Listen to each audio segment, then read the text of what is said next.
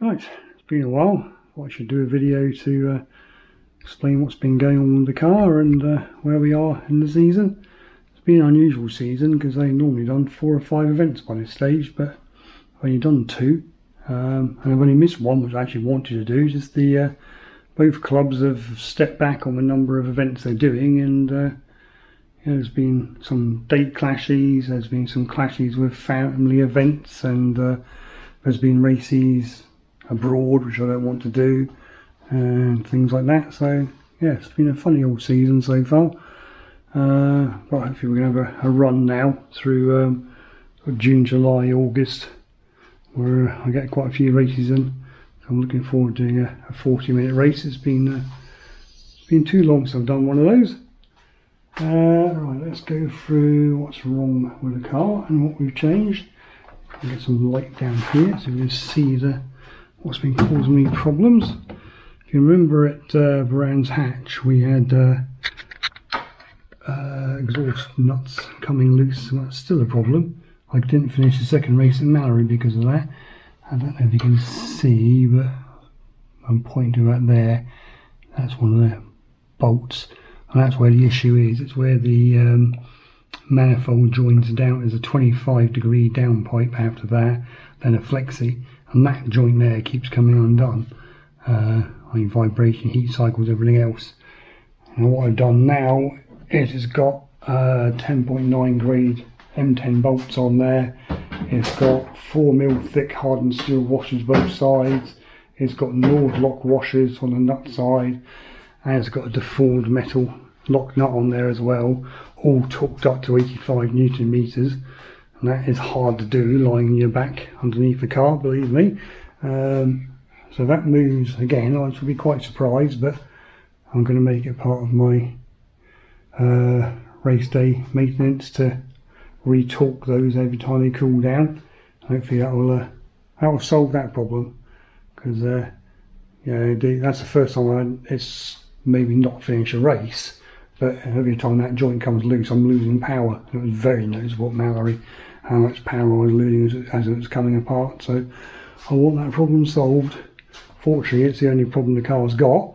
Everything else has been very, very reliable. Right, if I grab the light again and talk about what's going on in here. I go really seasick. Right, all the cowling is all properly bolted in, secured and trimmed up now. And it is the next sort of major job I want to do on this car, is replace all this dashboard with something far simpler and far lighter. But that's probably going to be a few months away.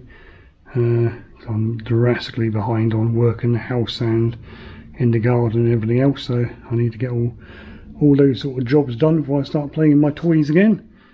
So it's been maintenance on this for the most of the season.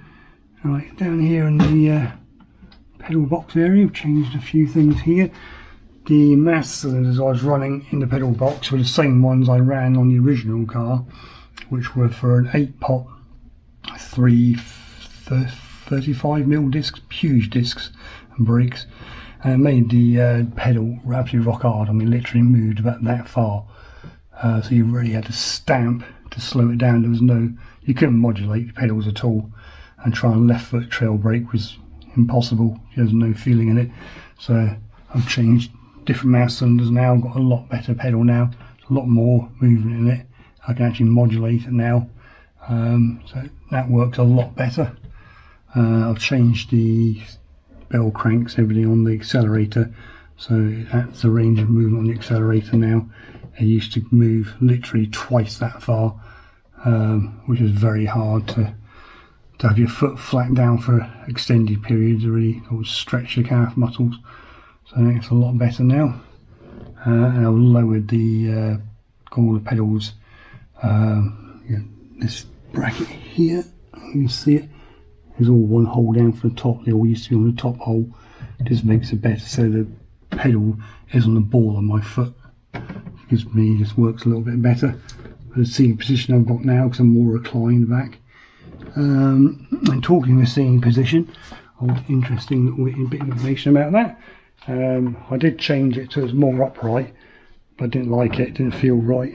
So I put it back to being the reclined way. I got my wife to take a picture of me sitting in there, and I also had pictures of Ash Sutton sitting in the British Touring Car Focus at the same sort of angle. I uploaded both pictures to an AI and got it to cross compare, and it basically said there was little to no difference at all between the two sitting positions. So yeah, looks like I've got the same sitting position as Ash Sutton. Just wish some of his talent would rub off on me. Yeah, I mean, obviously British touring car drivers don't have to worry about driving around paddocks that much, so I've got to live with that part of it. But I've got the rear view camera screens back in now, so that makes reversing a hell of a lot easier. I can see nice and clearly now, and that's very handy on tracks on long straights. You can see people from so far back, and that mirror I've got properly adjusted now. That's all dropped down, and that's a very nice mirror. I can see beautifully in that all the way around, so that worked out well. Right, let's go around the other side and talk about bits I've done around there, some of which will come as no surprise to people who know me. Right, door one handy, not the easiest job in the world. Right, light in here again so we can see something. Right, if you remember this plate where the gear lever mounts to, that was 3mm steel, and I said, as long as it's stiff, I don't care about the weight, I can live with it. Yeah, a load of rubbish that was. I couldn't live with something being that heavy when it didn't need to be, so I ripped it all out, and it's a 5mm aluminium plate in there now, which is well over a kilo lighter, and every bit is stiff, if not stiffer.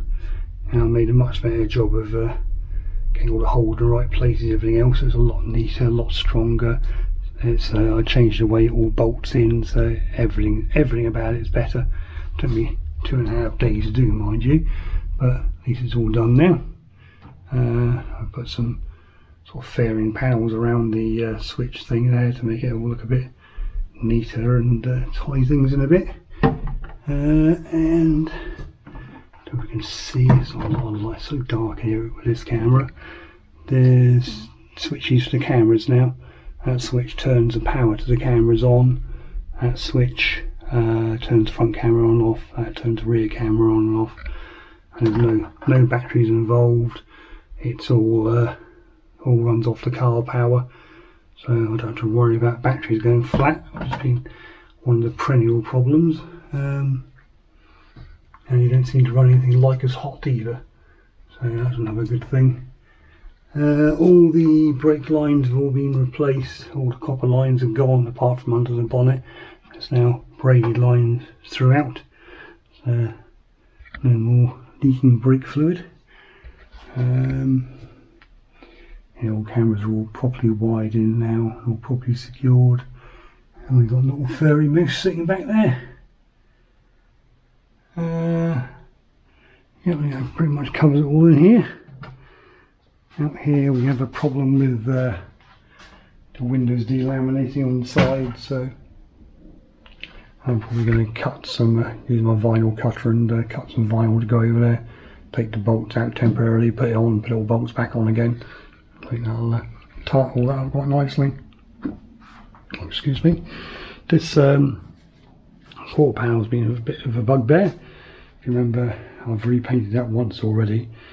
When I first got the, so I started doing the rebuild of the car, I noticed that there was masking tape lines down here.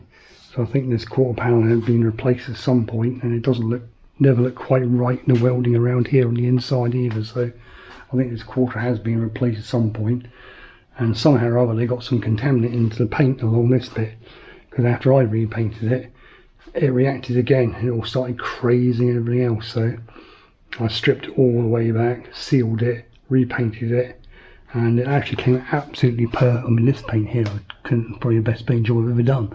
Along here is every bit as good as the original car. Unfortunately, along up here, it's orange peeled a bit. That's my own stupid fault, because I stumbled and put my hand straight on it when it was wet. So I had to scrape that off, repaint it, and it reacted a little bit, so a little bit of orange peel on there. But that's well within the levels of a good polish can get that out. So I can live with that. Just wish it was all like this, but never mind, can't have everything. Other paint issue we've got, probably won't show in the camera, bits like this, there's lacquer on the roof is breaking away in several places, so I think I'm going to have to put a vinyl wrap on the roof. Logic says do it white to keep the temperatures down, but I think black will coordinate it a lot better. I'll just follow this line up and over and have it all in black. I think that'll work a lot better, especially as it's a fair chunk of black on the sides and on the back as well. So I was toying with the idea of doing it green, same as this, but yeah, it's trying to get a match. If I can find some vinyl which matches this colour, this is a standard ramble colour, so it should be possible to get a vinyl which matches it. If I can get a vinyl which matches, I may go green. We'll see. Not the highest priority in the world, obviously. It's a race car, not a show car, but and old Moosey's back on the bonnet. People are very happy about that. Setup wise, it's now got a proper setup on it, and I did the other setup, but 3:30 in the morning, it probably wasn't the best idea going, because I thought I had a same sort of setup the old Volvo had on it, roughly. Yeah, it's nowhere near. When I did it properly, every wheel was different. The cambers were pretty much the same, but all the toes were different on all four corners.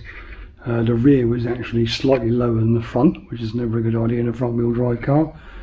And the weight distributions was all over the place, which I thought it would be because I hadn't corner weighted it, so I thought it would be miles out on corner weighting, but I've now fully corner weighted it, done a full alignment and everything, so it's now got 62.5% weight on the front. Cross weights are 50.7, 49.3.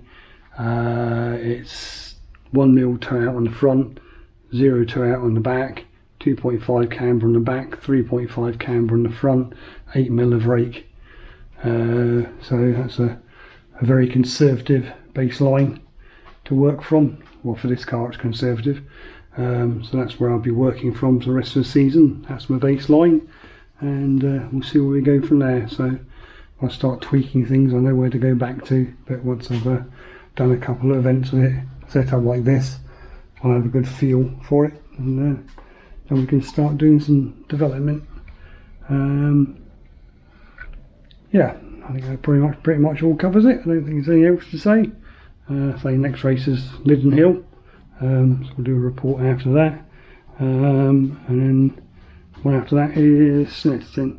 I was hoping to try and sneak in a test between now and Linden Hill, but I've just got so much work to do around the house and all that, and you know, fuel's not getting any cheaper, so I'll probably not bother with that, and we'll just carry on testing at race days. Not good for wins, etc., but needs must. Right, catch you in the next one.